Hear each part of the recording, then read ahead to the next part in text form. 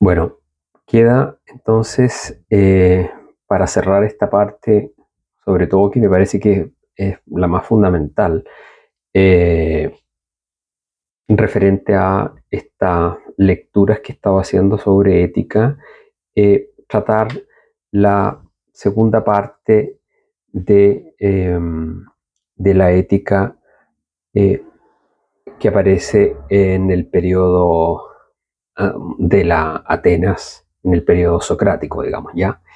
Eh, Dijimos ayer en la última lectura que eh, se remece el, el mundo griego, el mundo ateniense y en general el mundo griego eh, con la aparición de los sofistas. Y en la lectura anterior abordé algunos de los personajes que me parecían más importantes: Protágoras, Gorgias, Hipias, um, Licofrón, eh, también Critias, ¿no? Eh, Se deja también ver la primera vez que en los escritos del mundo occidental aparece, ¿cierto?, la oposición entre physis y nomos, ¿cierto? Y esto de si la ley es en verdad eh, natural o si en verdad es acuerdo o convenio, ¿verdad? Ley como nomos o ley como physis. Que esto se volverá a retomar más adelante, pero el primer precedente en la historia del mundo occidental aparece en este periodo. Sócrates, de quien voy a hablar ahora, es uno de estos personajes también que aparece en la Atena del siglo V y, y bueno, y es, digamos, un personaje medular, sobre todo para la tradición central de Occidente, y ya vamos a ver de alguna manera por qué lo es. Eso, entonces, dijimos ayer que efectivamente el mundo griego se remece por la presencia, ¿cierto? Y las enseñanzas y el escepticismo que viene con estos sofistas, con la aparición de los sofistas, que hay que decirlo, ellos de alguna manera acusan recibo de los principios de la ciencia que han elaborado, digamos, otros pensadores anteriores a los sofistas, que son los filósofos de la naturaleza. Hablamos de Heráclito, hablamos de Pitágoras, pero hay otros, ¿cierto? Parménides, muy importante en la escuela de Elea, que se establece en el sur de Italia, ¿cierto? Y de ahí es donde aparecen, digamos, las primeras um, los primeros requisitos para aparece los primeros requisitos para dar, digamos, para establecer criterios de verdad respecto de el discurso. Y también se estima que cuando aparece por primera vez la aparición de la metafísica, entendida como conocer los principios de la realidad última. La metafísica he tratado de hacerle el quite al término, digamos, porque es un concepto que tiene distintos significados, eh, que es muy propio de nuestra lengua, ¿no? Entonces, como tiene distintos tipos de significado, cuando alguien, siempre repito esto, cuando alguien está hablando de metafísica, si uno no conoce bien el contexto de lo que se está hablando, lo mejor es preguntar derechamente de qué está hablando, digamos, ¿ya? Porque puede tener distintos significados. Puede ser lógica, puede ser ontología, puede ser epistemología, tiene distintos significados y por lo tanto no es tan claro inmediatamente. Por ejemplo, Kant habla de metafísica y la metafísica que habla Kant se refiere a la teoría de la ciencia, ¿de acuerdo? Epistemología, teoría de la ciencia. Pero cuando la gente más próxima, digamos, a los mundos de las religiones habla de metafísica, está hablando normalmente de una ontología y sobre todo de la ontología de aquella que pone su atención en el ser principal o ser absoluto, entiéndase Dios. Entonces, por eso digo que he tratado como de hacerle el quite a este término, pero sí vale decir que es importante que eh, los filósofos de la naturaleza que anteceden a los sofistas son muy importantes y ellos establecen lo que podríamos decir los principios de la ciencia que lamentablemente quedan estancados, digamos, en ese periodo, pero ahí se establecen los primeros principios de la ciencia que Aristóteles recoge, trabaja con ellos y articula una serie de investigaciones que él hace, digamos, que por un lado las avanza y por el otro lado las traba y las bloquea. Pero esa es otra discusión que escapa un poco al ámbito propiamente tal de la ética, que era lo que he querido revisar en estas lecturas. Digamos entonces que ese es el escenario. Atenas está en guerra con Esparta.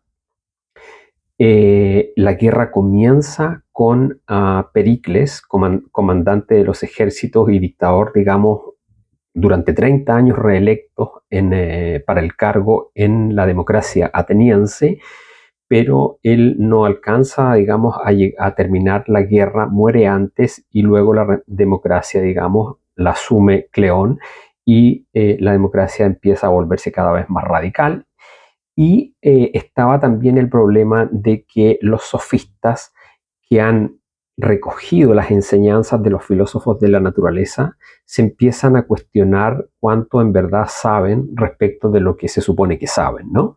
Y toda esta situación acarrea, digamos, el encono, el enojo del mundo tradicional que tenía sus costumbres, su moral, y que aparece, digamos, perfectamente retratada, digamos, hay que hacer un trabajo para irla pesquisando, pero en las obras de Homero y de Hesiodo, la Ilíada, la Odisea, la Teogonía, el trabajo y los días,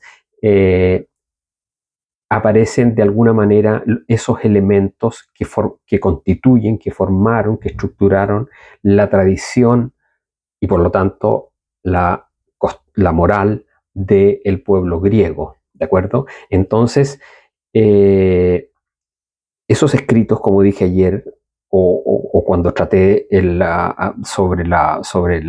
este periodo, está pensado, digamos, en un periodo de guerras del año 1200 a.C., en donde los griegos se enfrentan, digamos, a las invasiones persas, y por lo tanto son periodos bélicos, y eso de alguna manera se transmite, digamos, en los cantos, en los poemas y en las tradiciones. Por lo tanto, estamos hablando aquí de pueblos que son efectivamente muy cultos y lo que se quiera, muy refinados en el arte, en la estética, en la arquitectura, pero son bélicos, son guerreros, son pueblos guerreros, digamos, ¿ya? Eso, entonces, dicho eso, en el periodo que sigue luego es el periodo, digamos, de Platón y Aristóteles, que son seguidores de Sócrates. Aparece Sócrates como uno de los que para la tradición central de Occidente es el filósofo más importante, diría yo, ¿no? Él evidentemente no escribió nada, pero si uno mira en el fondo, los escritos se afirman principalmente en las enseñanzas platónicas y aristotélicas, y eso es el núcleo de lo que constituye en un principio, o la base o el piso de lo que constituye, digamos, la tradición occidental.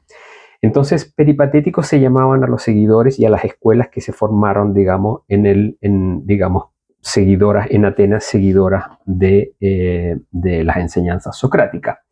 De Sócrates lo que interesa, digamos, es sobre todo la acusación que se le hace, y esta la podemos recoger de la obra de Platón, Apología de Sócrates. Entonces, Sócrates, por la mano de Platón, ¿cierto? Hace una primera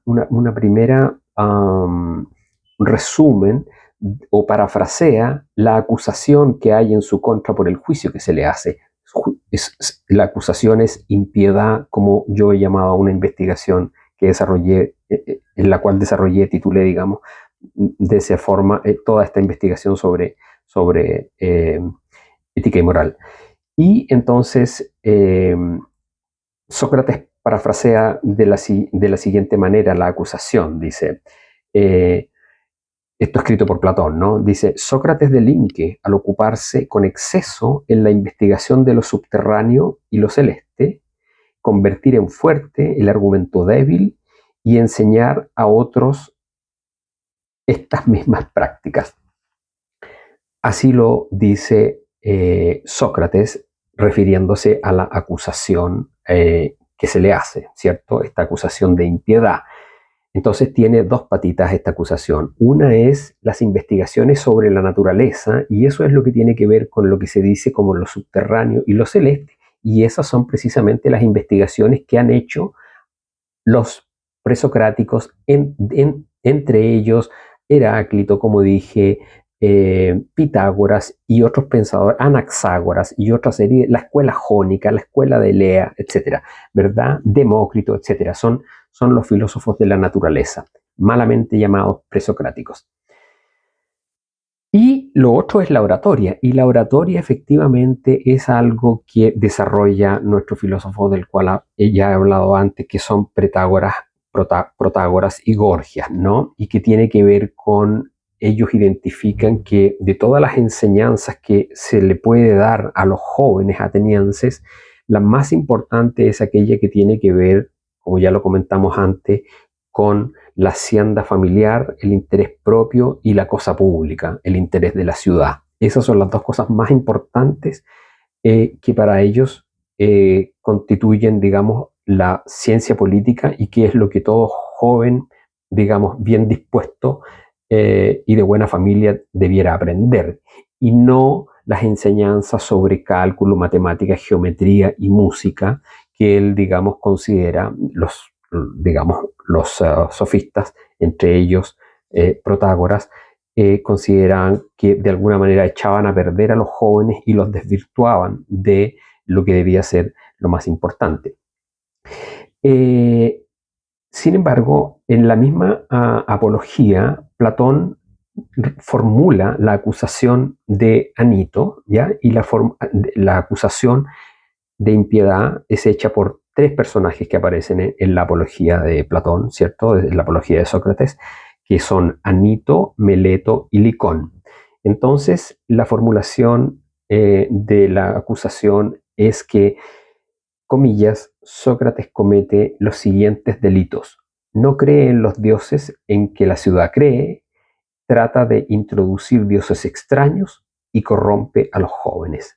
Esa es la acusación hecha por, como digo, Anito, Meleto y Licón. ¿Ya? Sócrates pone a los filósofos de la naturaleza y a los sofistas como iguales, digamos, ¿ya? En las intervenciones que él va haciendo en la apología de Sócrates, escrita por Platón, él, digamos, los pone como en un mismo nivel, o como si fueran lo mismo. Yo no voy a explicarlo porque creo ya que he sido bastante claro en mostrar la diferencia entre ambos, ¿cierto? Los sofistas son posteriores a los filósofos de la naturaleza, y de alguna manera ellos recogen, y por eso se vuelven más escépticos, porque como los otros han puesto en cuestión la tradición y lo que se llamaba, digamos, el pensamiento mítico de la tradición griega, entonces ellos recogen esto y son posteriores y están en una posición distinta, y no son iguales, de luego, eso es lo que quiero decir, ¿ya? ¿Quiénes son estos acusadores? Bueno, lo primero que hay que decir es que Meleto, por ejemplo, él es uno de los poetas, y según se deja ver en la obra, es el principal acusador en lo formal de Sócrates, Meleto. Entonces, efectivamente, los sabios poetas eran parte de la tradición y transmitían la tradición. Si la tradición es puesta en cuestión, entonces indudablemente se puede entender que Sócrates se ganó la aversión de ellos.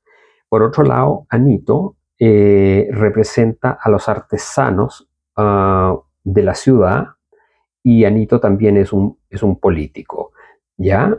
Y en la obra Sócrates deja entrever que este es el verdadero artífice de la acusación en su contra. Y por último, me falta Licón, y Licón es miembro de los oradores de la ciudad, ¿verdad? Entonces están los oradores, los hombres de la retórica que participan de lo público, del foro, los productores o artesanos que están bajo, digamos, que son representados por Anito, y Meleto, que representa y es el principal acusador en lo formal, que representa digamos, a los poetas. Todos fueron, de acuerdo a lo que leemos en el texto, de alguna manera denostados por Sócrates en los interrogatorios que él solía hacer en el espacio público cuando se topaba con ellos. Sócrates hacía una suerte de enseñanza prédica y solía, digamos, abordar a estos personajes y establecer ciertos diálogos en los cuales él, haciendo uso de una dialéctica, buscaba mostrar que eran ignorantes, que no sabían, y los de alguna manera denostaba. De hecho, Sócrates dice que ese es el verdadero motivo por el cual se le acusa a él. La primera acusación, entonces, como digo, tiene que ver con si Sócrates en verdad cree o no cree en los dioses de la ciudad, y eso se aborda de la siguiente manera. Yo lo dividí en dos partes. Lo primero que responde Sócrates a esto es decir que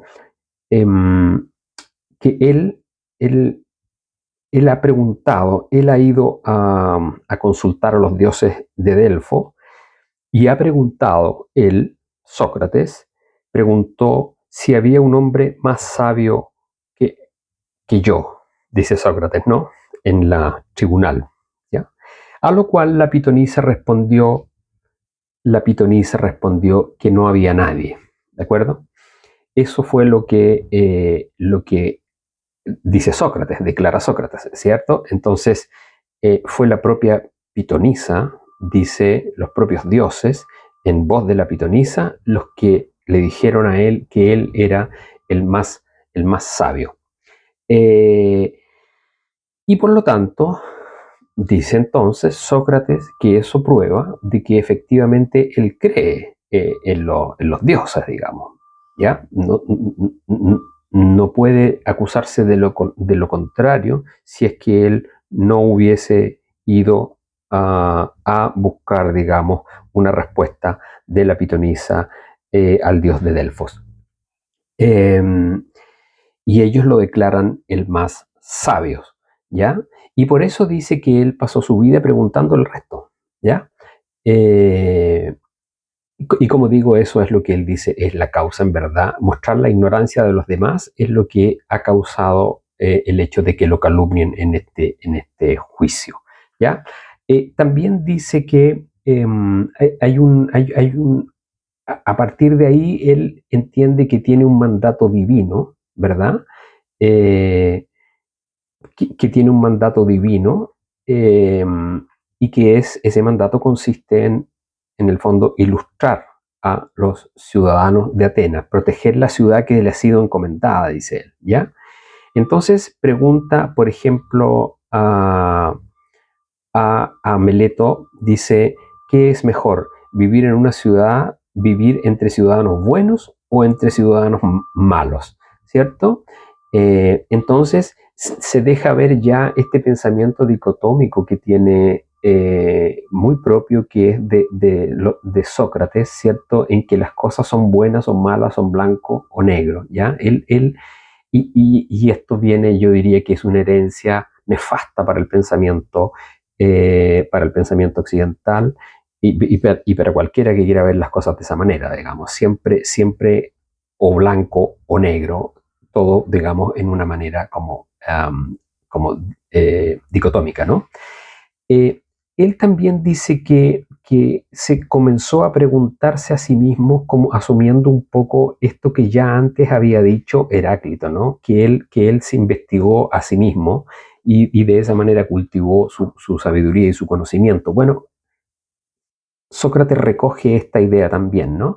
Y dice que su daemon eh, le habla cuando tiene que hacer elecciones o juzgar. Nosotros hoy día llamaríamos a eso un poco como quizá la voz de nuestra conciencia. En el pensamiento griego existe la figura del daimon, ¿no? Que representa como, tiene distintos significados, pero al que se refiere Sócrates en este caso es como a un Dios que lo acompaña, digamos, a una persona desde que nace hasta que muere y que de alguna manera le va mostrando el camino, pero también muestra como el carácter de él, ¿no? Entonces, eso es lo que dice Sócrates, ¿ya? Eh, Dice, quiero leer esta parte porque me parece que es importante. Dice, yo por mi parte no puedo saber si dices que enseño a creer en determinados dioses. En ese caso, yo también creo que hay dioses y no soy en modo alguno ateo, ni es mala mi postura por ese lado, pero no en los de la ciudad, sino en otros. O si sostienes que yo no creo absolutamente en ninguno y enseño mi incredulidad a los demás. En este caso, Sócrates, cierto, interpela a Meleto y le dice que no tiene claro de qué lo está acusando, de no creer en los dioses en absoluto, de no creer en los dioses en la ciudad, o qué, ¿verdad? Eh, entonces, dice aquí, y prosigue y luego desarrolla una larga argumentación que evidentemente yo aquí no quise sostener, digamos, ¿ya? Eh, entonces, eh, hay que entender que la tradición griega, como manifesté anteriormente y ahora vale la pena recordarlo, tiene, tiene en alto valor la riqueza, el honor, el servir a la patria en la guerra, el ocuparse tanto de las cosas de la ciudad, de la política, de los intereses de la familia, de la economía, y todas ellas son parte del carácter polifacético de los atenienses.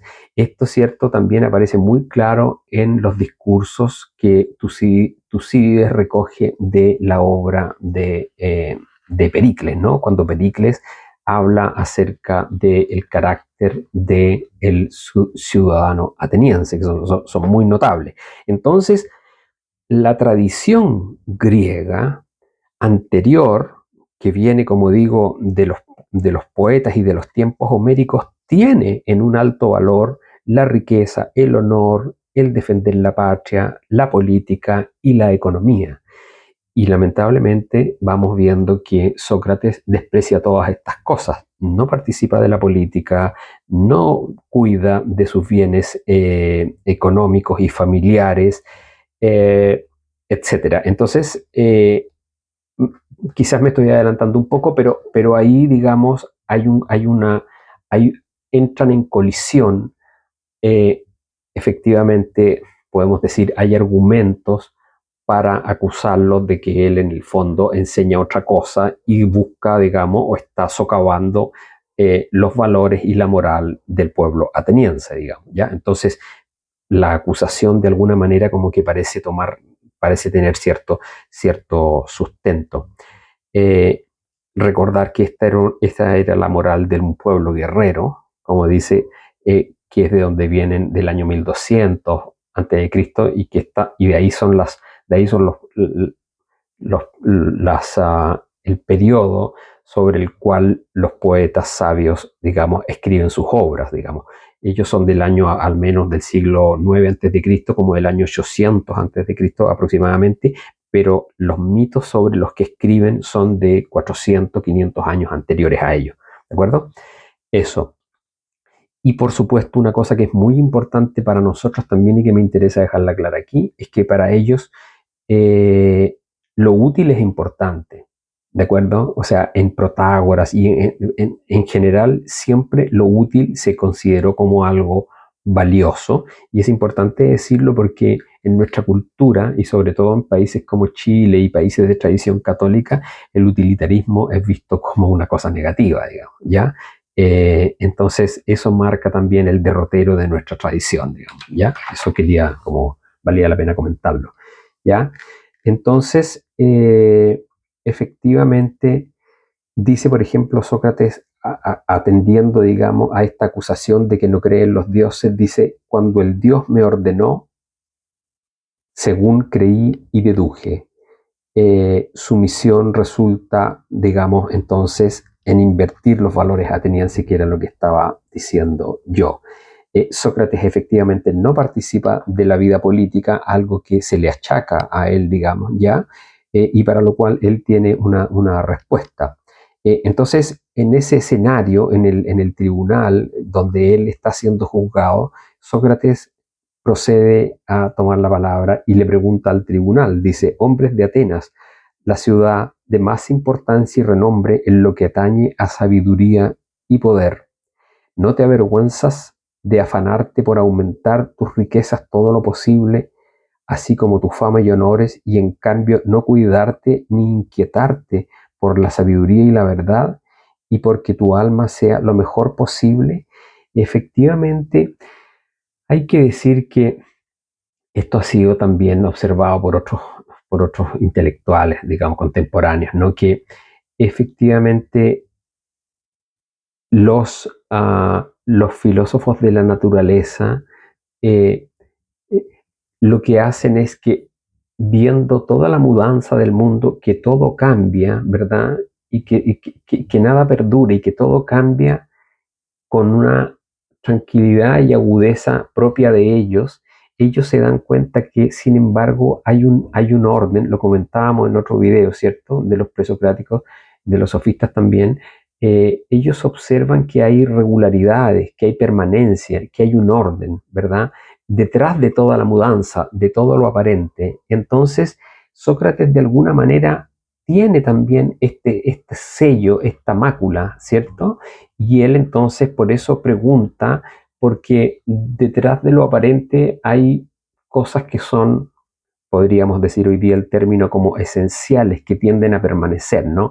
Y entonces hay ahí en ese periodo una búsqueda de aquello que permanece detrás de lo aparente, detrás de lo que muda, de lo que cambia. Hay algo que no cambia, que permanece, que es permanente. Hay un orden ahí. Y ese orden, de alguna manera, es por el que está, y ese un orden, y ese pensamiento es muy propio de los griegos de este periodo y marcará de ahí en adelante hasta el día de hoy siempre la búsqueda de la verdad detrás de lo aparente. Entonces, hay algo muy hermoso también aquí en el pensamiento y en este llamado que hace Sócrates a sus acusadores y a todos los que están presentes en el tribunal que le están haciendo un juicio.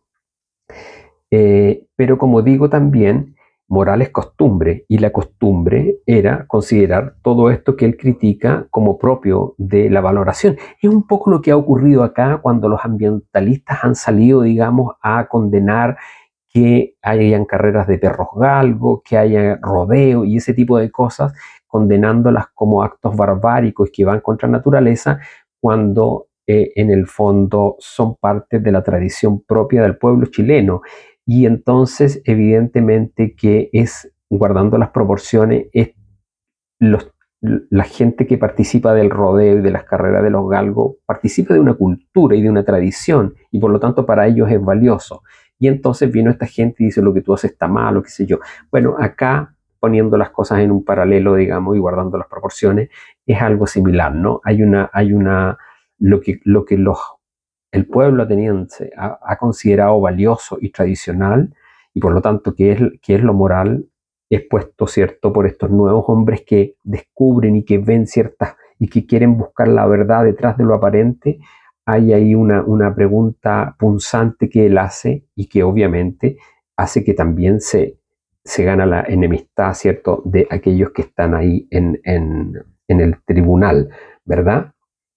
Dice también Sócrates que a él se le dejó de alguna manera la ciudad a su cuidado, y él dice una cosa que me parece interesante, dice también que siempre él se mostró indiferente eh, a sus intereses y al descuido de su casa, y eso, la pobreza de su vida, es una prueba de tales designios divinos tan poco usuales en las cosas humanas. Él dice que prueba de este designio y de este llamado que los dioses le han hecho a él, es que él se comporta de una manera tan distinta a como lo hace y lo vienen haciendo, digamos, durante la tradición los demás atenienses, digamos, el pueblo de Atenas, ¿cierto?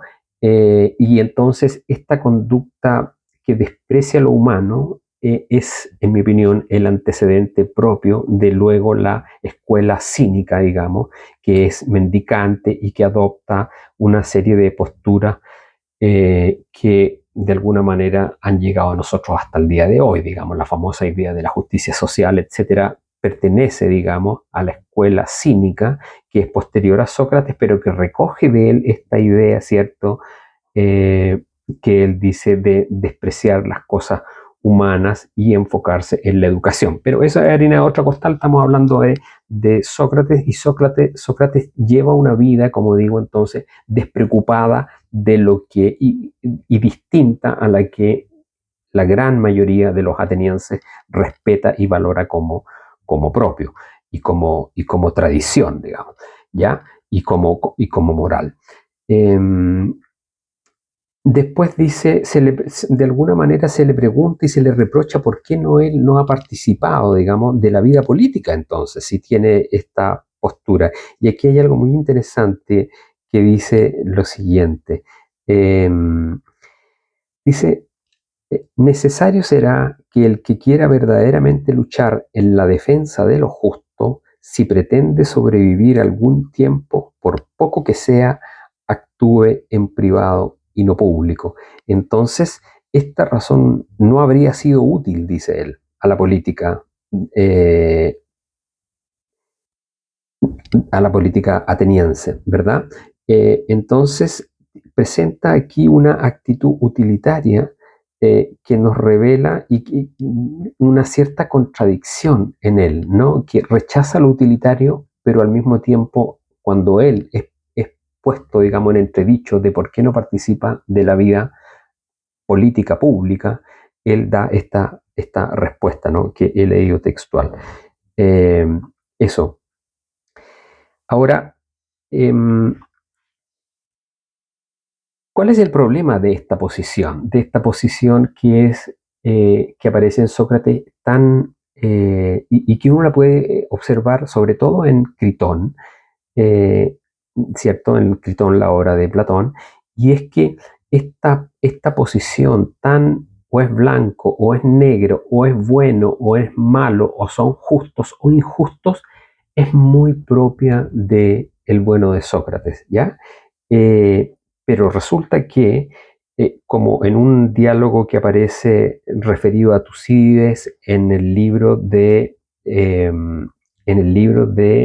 filosofía política eh, de Crosby ¿cómo se llama? Deme un segundo. Crosby eh, bueno, se me fue en este momento. Pero eh, es un pensador importante norteamericano, digamos, ya que escribe un libro que, digamos, mucha gente tiene en Chile, ¿no?, que es del Fondo Económico de Cultura y que es sobre filosofía política, y es una larga, digamos, colección de los principales pensadores, ¿no?, de filosofía política, que parte desde la antigüedad. El punto es que en esa obra se menciona la rebelión de Mitilene, y la rebelión de Mitilene, los ciudadanos de Atenas llegaron a la conclusión de que había que castigar la rebelión y matarlos a todos, y se emitió la orden en tiempos de Cleón, ¿cierto? De la democracia de Cleón, se emitió la orden de ir, reprimir la rebelión y matarlos a todos. Sin embargo, lo que observa Bolotín es que en la discusión, en la posterior discusión de la decisión que han tomado, ellos se dan cuenta que han pecado con exceso. La posición que Cleón defiende y lo que él argumenta es que la justicia exige el castigo de Mitilene, ¿ya? Que es básicamente la posición que tiene Sócrates, que aparece descrita en el Critón, ¿de acuerdo? Sin embargo, observa Bolotín, con acierto a mi juicio, dice que, eh, que porque lo que dice Cleón es que digamos, las sentencias pronunciadas por el tribunal son inamovibles, y si ya se decretó que había que matarlos a todos, pues la orden debe cumplirse. Eso es lo que sostiene Cleón, el sucesor de Pericles. Sin embargo, el pueblo en el foro, en la discusión, se arrepiente de la medida que toma, y entonces manda un barco para revertir la orden y perdonarle la vida a la gente de Mitilene. Y eso, dice Bolotín, marca o señala el concepto de justicia y nobleza propio de los atenienses. Y eso es algo también muy hermoso. Y en el caso de este pensamiento que es o blanco o negro, y que se hace justicia, digamos, aunque se caiga el cielo, era muy propio de este pensamiento socrático que pone los valores en términos de un absoluto, distinto a lo que hemos comentado antes, como lo planteó Protágoras y como incluso lo plantea también, de alguna manera aparece también, digamos, recogido por Aristóteles. El bien en esta es como algo complejo y multiforme. En este caso, digamos, este pensamiento tan en blanco y negro, en el caso de Sócrates, habría significado la muerte de todos los habitantes de Mitilene, digamos. Y ese es el problema que, a mi juicio, es uno de los problemas más importantes que rechazo del pensamiento socrático, ¿ya? Y esta idea de que hay que, desde el momento que se entiende que el bien, sea cual sea, es un absoluto, entonces no importan las consecuencias, y que se caiga el cielo total de decir la verdad o aplicar justicia, ¿ya? Y eso es muy propio de este pensamiento, y uno lo puede encontrar leyendo cuidadosamente, como digo, el Critón de Platón, que es, digamos, otro de los textos que también usé aquí para dar esta lectura, ¿no? Y este libro que, en el fondo, esto que leo es parte de un libro que escribí, un ensayo que se llama Fundamentos de la Modernidad, y este cuerpo es el cuerpo dedicado o libro, este libro es dedicado a eh, la ética, ¿no? Ética y moral. Eso. Digamos también que habíamos dicho que Pitágoras, al parecer trayendo desde egipcio la concepción de que el alma se separa del cuerpo, es propiamente en periodos de él es el primero, digamos, que al parecer recoge esta idea, ¿no? Esta noción de Pitágoras, ¿cierto? Y él es el primero que comienza a hablar, ya se instala, no siempre existió esta idea, se instala esta idea de que existe una separación del alma y del cuerpo, ¿ya? Pero esta idea es, de acuerdo a lo que hemos tratado anteriormente, es una idea que aparece en principio. Todo indica que es una idea que desarrollaron los egipcios y que de ahí la tomó Pitágoras, y Pitágoras luego caminó o se dirigió a Grecia y recorrió el territorio y estuvo, digamos, ahí predicando y enseñando sus conocimientos, su sabiduría. Entonces, todo indica que de ahí viene esta idea.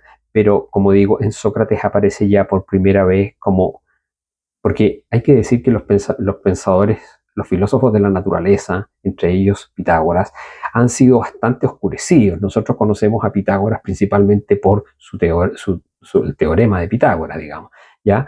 Pero en la práctica, como mostré en su momento, él, digamos, tenía enseñanzas de tipo religiosas, de tipo morales, además de sus investigaciones matemáticas, digamos. Y esa otra cosa ha quedado, digamos, como en un segundo o tercer plano. Nos quedamos simplemente con su teoría, con su teorema del ángulo recto y con esta idea de la transmigración de las almas. Pero esta idea parece venir de él. La otra es que también, otra cosa que también hace Sócrates es considerar que la muerte no es un mal como se consideraba hasta entonces, ¿ya? Sino que es la posibilidad de habitar sin perder la memoria durante su vida en la tierra, junto a los héroes, los dioses y los seres amados que le han precedido o que ya se han ido. Entonces, estas ideas, como se ve, son fundamentales para después el pensamiento cristiano, que en mi opinión recoge todas estas ideas y va armando la doctrina, desde luego esto desde el punto de vista filosófico, porque para un creyente, indudablemente que las cosas tienen un camino distinto, un curso distinto. Yo aquí estoy haciendo una reflexión filosófica. Eso. Entonces, la justicia aparece en este caso a partir de un poco de esta concepción de blanco y negro y de donde los bienes se convierten, el bien se convierte en un absoluto. Entonces, la justicia sufre también este efecto. Y por otro lado, también se entiende que lo que es correcto es idéntico a lo que es bueno, ¿no? Eso es algo muy propio de este periodo. Y se trata de que lo correcto debe llevarse adelante aunque se caiga el cielo y sin importar las consecuencias. Que esto es como muy propio de la teoría digamos, intuicionista de los valores, ¿no? Lo que se llama el perfección, la ética perfeccionista, eso quiero decir. Bueno, hay eso de alguna manera es importante porque, porque dice aquí, permítanme leer aquí, dice, no debemos pararnos a considerar ni si será forzoso que muramos por permanecer aquí cruzado de brazos, ni si habremos de sufrir lo que quiera que fuese, con tal de no obrar con injusticia. Esta es la idea que estaba señalando recién, que aparece en el Critias, que es socrática y que es que no debemos pararnos a considerar ni si será forzoso que muramos por permanecer aquí cruzados de brazos. Él está hablando cuando está detenido. Entonces, esta idea, como digo, de el valor entendido como un absoluto, distinto a la enseñanza, ¿cierto?, que tiene Protágoras cuando dice que las cosas son, digamos, la tradición central habla de relativismo, ¿no? Para que haya relativismo tiene que haber siempre dos. Si hay uno, no hay relativismo. El relativismo, como enseña la física de Einstein, ¿no? El relativismo hay siempre que hay dos, porque uno es relativo al otro, ¿de acuerdo? Entonces eso es muy importante. Entonces Protágoras enseña lo que en la tradición cristiana le condena como relativismo moral, y eso es lo que enseñaba de alguna manera, que lo moral era algo multiforme, complejo, que cambiaba. Eso es lo que enseñaba Protágoras. Y en este caso la opinión de Sócrates es distinta. Lo bueno es bueno, siempre bueno. No importa que las circunstancias cambien, es bueno, siempre bueno. Y no hay que mirar a las consecuencias, ¿ya? Y eso es lo que nos está diciendo en esta pequeña cita que estoy haciendo, que también es del Critón, ¿ya? Dice, tanto si el vulgo lo afirma como si lo niega, tanto si hemos de sufrir una suerte más dura que la presente como si hemos de tener una más halagüeña, pese a quien pese. Ahí está esta ética, ¿no? Que es la ética perfeccionista y que tiene de alguna forma también en los estudios posteriores hay un componente intuitivo, ¿ya? Que posteriormente es recogido por San Agustín, ¿verdad?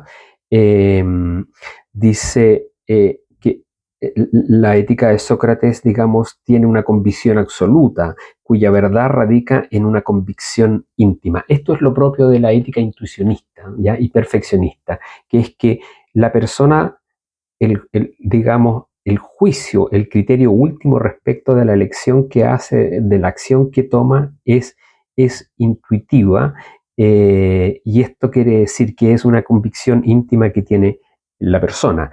Esto le sirve más tarde a San Agustín para fundar toda su enseñanza, digamos, a partir de apoyarse, ¿cierto?, en el sentimiento y en esta intuición que es propia del individuo, ¿cierto?, que está presente en el desarrollo de la ética y en el pensamiento cristiano en San Agustín, que es distinta de la ética que se desarrolla por Santo Tomás, porque Santo Tomás en el fondo al, digamos, adoptar las enseñanzas teóricas de Aristóteles, se enfoca más en lo discursivo. Entonces de ahí viene toda la teología y todo este pensamiento de tratar de mostrar la existencia de Dios a través de razonamientos que son lógicos, que son coherentes y que son discursivos, a diferencia de las enseñanzas de San Agustín, que en último caso descansan, ¿cierto?, en una creencia, en un sentimiento y una intuición de lo divino y de lo correcto, ¿ya? Que son distintas, digamos, ¿ya? Eso, eso. Entonces, el criterio de verdad del juicio moral es intuitivo y no discursivo. Eso es más bien lo que la herencia para la tradición de Occidente de este pensamiento socrático es eso, que el criterio de verdad del juicio moral es intuitivo y no discursivo, que es distinto de lo que planteará más tarde Aristóteles y que es recogido en la tradición cristiana por el pensamiento de Santo Tomás de Aquino, ¿verdad? Eso es. Digamos entonces que también en ese periodo hay una identidad. Nosotros tenemos que pensar que digamos, Sócrates finalmente, digamos, aceptó su condena y bebió la cicuta y murió, digamos, ¿verdad? Aceptó su condena a muerte. Y todo lo que él de alguna manera trata de señalar en el Critón, entonces, es que lo correcto es lo bueno. Hay una identidad entre lo correcto y lo bueno, y esto también es muy propio del pensamiento antiguo, del pensamiento medieval y del cristianismo católico, digamos, ¿ya? Por eso he dicho en otra parte también esta idea obtusa que tiene y medieval, y más que medieval, antigua, de considerar identidad entre lo bueno y lo correcto. Entonces, esto ya aparece, como digo, en el Critón, y uno puede leer cuando Sócrates afirma lo siguiente. Dice Sócrates: el vivir bien, el vivir honestamente y el vivir justamente son una misma cosa, ¿verdad? Entonces él acepta la pena de muerte porque es lo correcto, y lo correcto es lo mismo que lo bueno, que son argumentos similares a los que se esgrimían, digamos. Yo he hablado, y creo que en alguna parte lo cito, ¿cierto? El llamamiento que hacen los católicos cuando dicen que el aborto, digamos, hay que prohibirlo, y esto que decía Guzmán, ¿cierto?, de que aunque muera la madre o se caiga el cielo, digamos, el niño tiene que nacer, porque eso es lo correcto, y si es lo correcto, es lo bueno. Esta identidad de estos dos conceptos entre correcto y bueno es muy antigua y la modernidad, especialmente la modernidad, me refiero a la modernidad temprana, del pensamiento anglosajón y la reforma, el hombre de ese periodo rechaza esta identidad y entonces luego se distingue como dos cosas distintas, que una cosa puede ser correcta y hacerlo correcto a veces no tiene nada de bueno, tiene, digamos, pesar, como cuando uno se levanta en la medianoche a atender a los niños o qué sé yo, porque están enfermos o qué sé yo, uno hace lo correcto y en verdad de bueno no podríamos decir que tiene nada, salvo para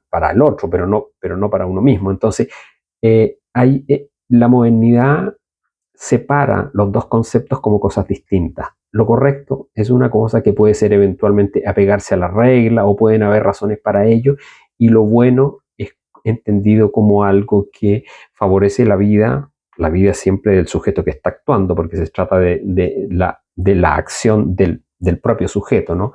Entonces se separan estos conceptos que en el catolicismo y en el pensamiento antiguo, sobre todo en el socrático, hay una identidad entre los dos conceptos. ¿Ya? Eh, Sócrates dice, y para él la ignorancia es la causa del mal y el conocer y el conocimiento de alguna manera es la raíz de la justicia. Esa es la tesis socrática. Pero el problema que hay con esa tesis es que si él ha mostrado en todas partes, en los foros, en el mercado, en todas partes, que todos son ignorantes, lo que finalmente termina ocurriendo es que entonces eh, la, la virtud propiamente tal, la posibilidad de ser bueno, se aleja de todo el mundo porque efectivamente todo el mundo es ignorante y si todo el mundo es ignorante no hay cómo, digamos, alcanzar la virtud. Este es un problema que tiene el pensamiento socrático que lo tratan de corregir posteriormente eh, Platón principalmente, ¿cierto? Mostrando que el conocimiento es posible a través de la ciencia teórica y lo que parecía subjetivo en el pensamiento socrático, él lo convierte en algo objetivo a partir de su teoría de la idea, ¿cierto? Y también Aristóteles busca, digamos, coincidir la virtud con el ejercicio de la virtud y de esa manera también acerca la posibilidad de la justicia y la virtud a los hombres. Entonces, ambos tratan de corregir, digamos, esta idea socrática respecto de que efectivamente la virtud es alcanzable, porque paradójicamente, en el fondo, Sócrates lo que muestra es que, claro, si todos vivimos en la ignorancia y es el conocimiento lo que permite ser justo, entonces si el conocimiento está lejano, nunca vamos a poder ser justos, no alcanzamos nunca la virtud, ¿ya? Eso.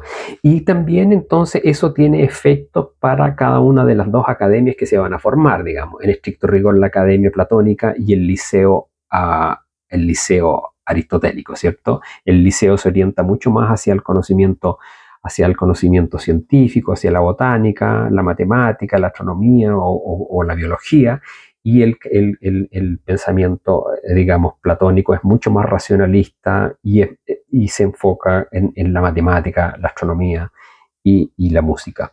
Eh, Eso. El, la importancia que tiene, digamos, para ir cerrando ya esta idea, bueno, todos sabemos que en el fondo efectivamente Sócrates no escapa, no huye y acepta la condena, bebe la cicuta y muere ya viejo, ya era un hombre viejo cuando se le juzgó. Lo importante es que, como digo, esta concepción socrática queda y queda hasta el día de hoy, principalmente para los pueblos que son de influencia católica, queda hasta el día de hoy. Y lo que sí es importante que, claro, dos grandes maestros como son Platón y Aristóteles son continuadores de alguna manera. Yo tiendo a ser más, rescato más, por una parte, esta idea más del liceo, más orientada hacia la ciencia, pero indudablemente que Platón también es uno de los principales pensadores de la cultura occidental, entonces tampoco se puede dejar de lado. Hay un rescate importante en el pensamiento de Kant y sobre todo también en el pensamiento de Schopenhauer del idealismo platónico para explicar, es uno de los libros, de sus 4 libros, es uno de los libros de El mundo como voluntad y representación. ¿Ya? Entonces es importante también que él rescata la figura platónica y su teoría de la idea. Pero esa es otra historia. Eso, la virtud natural como hábito, dice Aristóteles, existe la virtud de forma natural como hábito y existe la virtud moral, que son las virtudes verdaderas, dice él, ¿no? Y ellas son, digamos, ocurre, digamos, la virtud moral se muestra donde hay elección y donde participa el entendimiento, ¿ya? Y esto es algo muy importante que quiero, digamos, hacer una muy breve lectura aquí de una nota que tengo, que aparece en los libros de la ética a Nicómaco, ¿no? En el libro primero, en el capítulo primero del libro segundo, dice Aristóteles que la moral procede de la costumbre, de ethos, que en griego significa moral. Partimos hablando de las costumbres y he tratado de yo de reflejar eso también. Pero hay otra cosa que es más importante y es que dice que ninguna de las virtudes morales consiste en nosotros por naturaleza, porque ninguna cosa de las que son tales por naturaleza puede, por costumbre, hacerse de otra suerte. O sea, en el fondo lo que dice es que si es por naturaleza va a ser siempre de la misma manera, ¿ya? Y ahí no hay nada que hacer y no hay cómo cambiarlo. Es por naturaleza, es physis, digamos, ¿ya? Y ahí nadie escapa, digamos, ya no puedes hacerlo ocultamente, no, es physis y nadie escapa, digamos, de la physis o de la ley de la naturaleza. En cambio, como virtud moral, sí existe la posibilidad, porque hay entendimiento, ¿cierto?, de hacerlas de una manera distinta. Y esto es lo que hace la diferencia, ¿cierto?, entonces, en Aristóteles entre lo que son las virtudes naturales y las virtudes morales, en donde participa el entendimiento. Eso es lo que quería comentar. Como digo, es un periodo muy, muy fascinante. Luego, efectivamente, pasan varias cosas, digamos, que son fundamentales. Efectivamente, Sócrates muere. Aristóteles, al definir, Aristóteles, al recoger los descubrimientos de la lógica que ha desarrollado la escuela de Elea, de Parménides, ¿cierto? Él logra, digamos, desarrollar o elaborar su lógica aristotélica, ¿ya?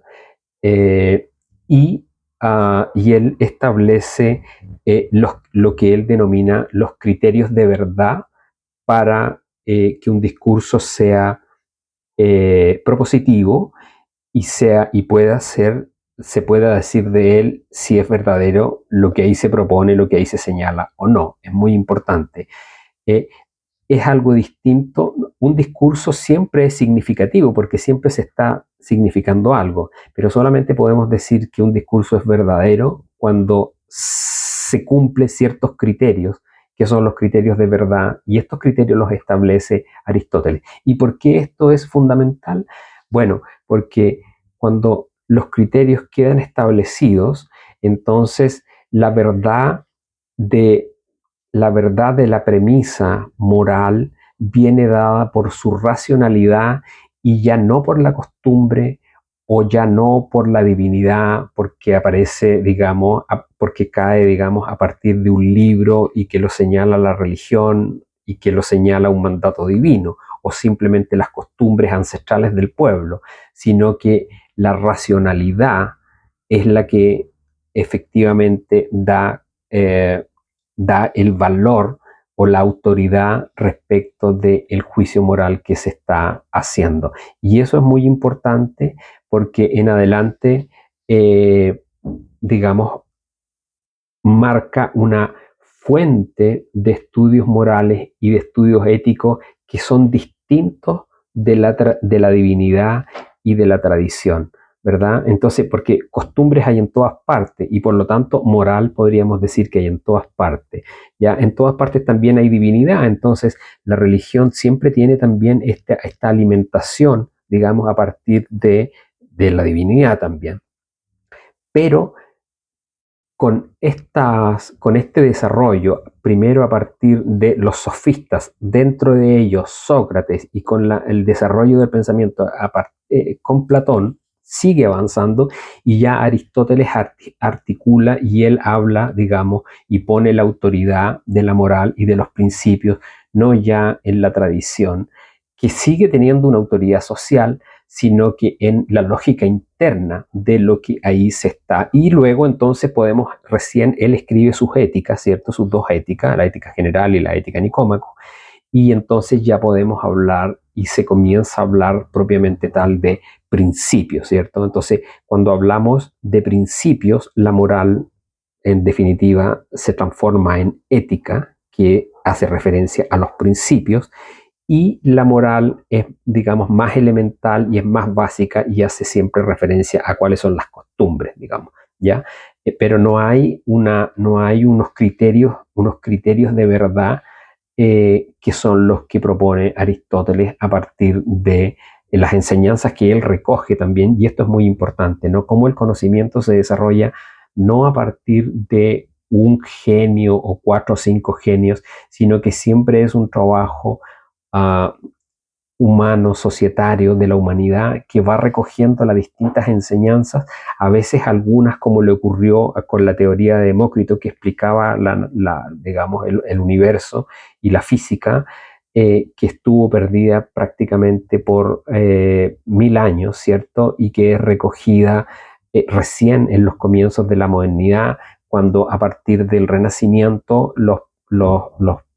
las personas, digamos, los investigadores y los pensadores empiezan a redescubrir el pensamiento antiguo y entonces descubren estos pensamientos estos pensadores que habían quedado relegados en el olvido y encuentran ahí una fuente riquísima de conocimiento y efectivamente hoy día la teoría del átomo ya ha sido reemplazada porque siempre vamos dividiendo y encontrando distintas partículas, pero es la más cercana a la modernidad. Y eso ocurrió efectivamente a partir del Renacimiento, cuando se van a buscar los autores de la antigüedad. Y lo mismo ocurre con el pensamiento de Epicuro. Yo no lo voy a tratar ahora, a lo mejor lo hago en otro momento, pero solamente me interesaba mucho, y con esto voy a cerrar, digamos, me interesaba mucho tratar esto que tiene que ver con la ética para mostrar dos cosas. Los sociólogos en Chile tienen una influencia muy grande y a mi juicio, digamos, son una combinación de una teoría que no tiene mucha firmeza científica y por otro lado están marcados por por este carácter clerical que ya se veía en Sócrates, pero que luego con el desarrollo de la escuela cínica, digamos, se marca a fuego y con esto de la vida mendicante, etcétera, lo recoge la iglesia. Y entonces lo que hace Max Weber en su Ética Protestante es dar la impresión para la gente que no tiene una cultura más generalizada sobre estas cosas, que la ética en el fondo siempre tiene una raíz religiosa. Y lo que yo quise mostrar aquí es que la ética puede tener distintas raíces, parte como costumbre, tiene una fuente que es tomada de la religión efectivamente, pero ya desde muy antiguo en los pensadores presocráticos, los sofistas y en los postsocráticos, Aristóteles entre ellos, Platón y Aristóteles entre ellos, más luego los epicureístas, va teniendo un desarrollo que ya es más, que se afirma en la racionalidad de lo que el principio señala, más que en la fuerza que viene de externa, digamos, una autoridad externa que puede ser la tradición o que puede ser la religión misma. Y eso era lo que quería mostrar, y eso sobre todo para ponernos en guardia contra quienes hoy día, en pleno siglo XXI, digamos, nos quieren, digamos, arrinconar, nos quieren poner contra la pared, diciendo que hay cosas que son buenas, siempre buenas, aunque se caiga el mundo y sin importar las consecuencias, y también sobre estos que hablan y nos repiten, digamos, de esta justicia social que son propias, digamos, de una gente que vivía, digamos, en unas condiciones muy desmedradas cuando en el fondo Alejandro Magno pasó por encima de toda Grecia y quedó, digamos, sometida, y por lo tanto la condición de vida de la gente más culta se vio, digamos, muy deteriorada, y entonces contra ese deterioro buscaron, digamos, y aparece la escuela estoica y aparece la escuela epicura. La escuela estoica tiene enseñanzas que son importantes para cuando uno efectivamente tiene que, como decimos en Chile, bailar con la fea, pero la escuela epicúrea a mí me parece mucho más interesante porque recogió conceptos que incluso la ciencia y la vida hoy día los reconoce como propios, ¿verdad? El carácter que tiene la vida de lo contingente, y aunque buscó explicaciones y habló de que la caída del átomo, etcétera, y trató de explicar que no existía un determinismo, porque lo que hizo Epicuro en el fondo y el epicureísmo fue recoger las enseñanzas de Demócrito. Pero el problema con todo lo bueno que tiene y lo científico que tiene la teoría de Demócrito es que es muy determinista. Entonces Epicuro, 200, 300 años después, recoge esta teoría, le encuentra sentido, le da cauce, la desarrolla, pero encuentra también que la vida está marcada por lo contingente. La vida humana y todo lo que vive y existe está marcado por lo contingente. Esto quiere decir que puede sufrir accidentes, etcétera, y por lo tanto esta idea él la recoge, y es una idea que la física moderna también la incorpora, digamos, ¿ya? Y por lo tanto, en definitiva, por eso que me parece muy valiosa el epicureísmo o hedonismo, pero no entendido como él mismo lo enseña, digamos, no entendido como simplemente darse a la vida, digamos, de los placeres, porque al final eso causa mucho placer, termina causando después dolor, ¿cierto? Se contraen enfermedades, etcétera. Entonces, no es lo que él plantea. Es muy interesante, y también esas enseñanzas fueron, digamos, también recogidas por el poeta que escribe sobre la naturaleza, el poeta romano que escribe sobre la naturaleza, Lucrecio también, ¿verdad? Entonces, eso. Lo dejo hasta aquí.